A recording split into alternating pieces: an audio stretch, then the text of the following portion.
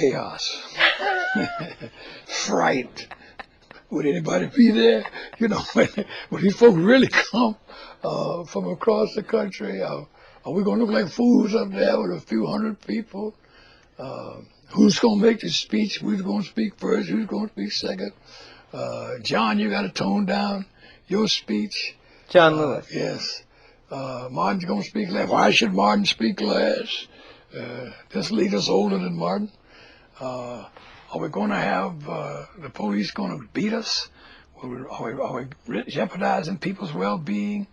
How will the president listen? Will they know about what we're talking about? Will they hear us when they leave town? Will we get the people out of there without any calamities and catastrophe? You know, just worlds and tons of questions that we didn't know the answer to. Because we had never really done that before. It had been a little pilgrimage, but we ain't talking about a massive march on Washington, sponsored by black folks, and inviting white folks, and some being a little concerned that there might be more white than black. The reports we're getting from the east and around, these white folks are coming. What about the black? And oh, they're coming, and we had coordinators around. So it was, but it was exciting. And when we got there, it was so rewarding, and still frightening because we didn't breathe. We all held our breath, talking about waiting to exhale. We didn't exhale until every last person was out of Washington and back, you know, on the road, at least out of Washington. If something happened on the road, we hope it doesn't, but for God's sake, let them get out of Washington. So, but it was very rewarding. Now the speech, Martin had made the speech before. He made the speech in Detroit a few months before that. We had about 25, well, there's a different dispute over how many people were in Detroit.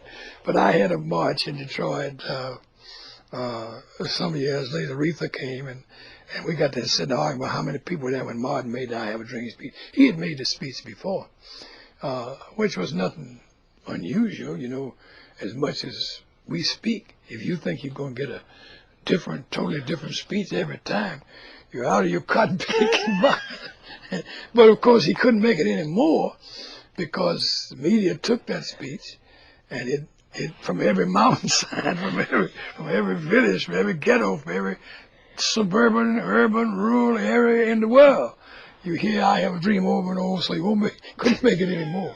But it was a great speech, and did you have any sense of how extraordinary the response was going to be? No. Had no idea that on every television screen in the world it would be played so often, over and over and over and over and over and over. Why do you think it was? Why do you think it got that kind of Well, response? I think it was a massive turnout. We had, according to and we never can tell how many people at a march are gathered. The press finally agreed on 250,000. We think there were 400,000. What we used to do is, if we have a march, I had a strategy. If we had 1,000 people, I would say we had 3,000.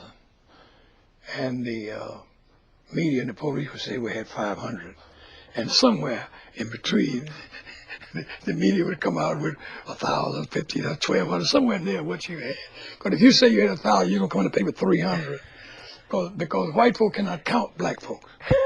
We cannot count black folks. We cannot count them. There's no question about it. But at any rate, they finally agreed on 250,000 people.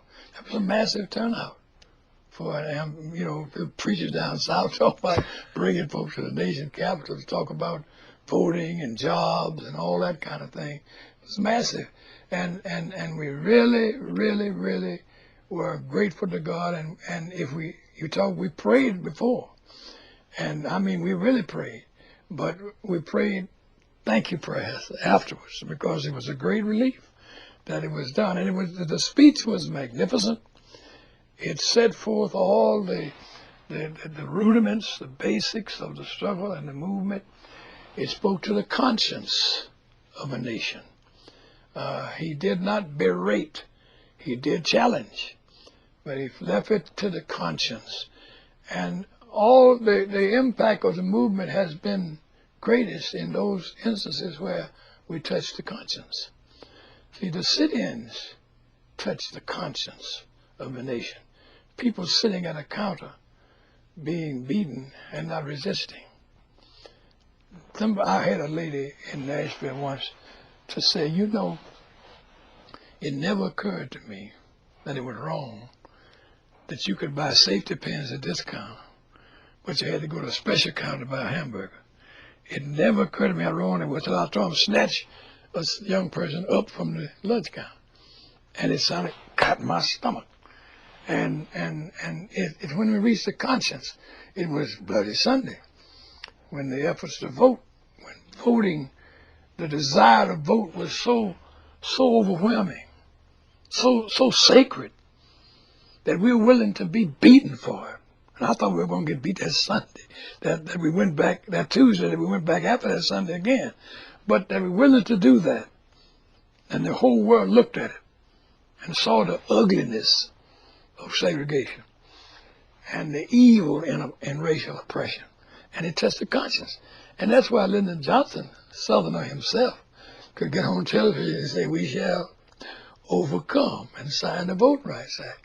It was the conscience. And that speech was the first time that the movement, and Martin as its spokesperson, had touched the conscience of the nation and the world. And that's why it became eternal. It will always live. Sometimes I wish they would find some other thing, because we just pushing him in that, on some rotunda of sentimental irrelevancy. And they keep him dreaming all the time. And I want him crying out in the wilderness for meaningful change. I want a reordering of priorities. I want a beating of our swords into plowshares. I want to beat these missiles into meat, you know, and these bombs into bread. That's what I want them to do. But they won't play that. They won't play that. But we have to keep singing it. That's why I'm writing, singing the Lord's song in a strange land.